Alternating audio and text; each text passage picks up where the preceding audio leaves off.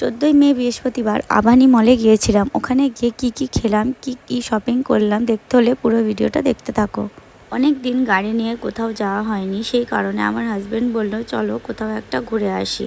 সেই জন্য গিয়েছিলাম আবানি মল। হুগলি সেতুর ওপর দিয়ে আবানি মলে যেতে খুব ভালো লাগে। আমি নবান্নতে লাইট জ্বালাতে বলবো, কেমন লাইট জ্বলে যাবে তোমরাই দেখে নাও। Light on. নবান্নটা কিন্তু খুব সুন্দর লাগছে। এটা হলো নবান্নর পার্কিং। এইবার আবানি মলে চলে আসলাম। পার্কিং এরিয়ায় গাড়ি পার্ক করানোর পর আমরা মলে এন্টার করলাম। মলে এন্টার করার পরেই একটু ফুটেজ নিচ্ছিলাম মলে। তখন একটা কাকু আমাকে বলল মলে নাকি ভিডিওগ্রাফি অ্যালাউ না।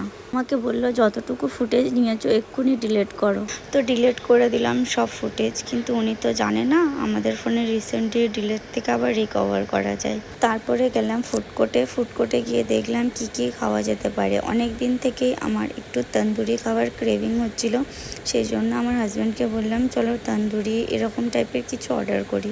তো অর্ডার করলাম তন্দুরি, ফিশ ফিঙ্গার আর কোল্ড ড্রিঙ্কস। গেম জোন দেখলেই তো আমার পরি জেদ করা শুরু করে দেয়, কিন্তু আমাদের সময় কম থাকার জন্য আমরা নিয়ে যেতে পারলাম না। আবানি মলে প্রচুর স্টোর আছে, কিন্তু আমার সব থেকে ফেভারিট হচ্ছে ইউস্টা। এখান থেকে 3টে ড্রেস আমি ট্রায়াল দিয়েছিলাম, তার মধ্যে থেকে একটা আমার খুব পছন্দ হয়েছে, সেটা আমি নিয়ে নিলাম।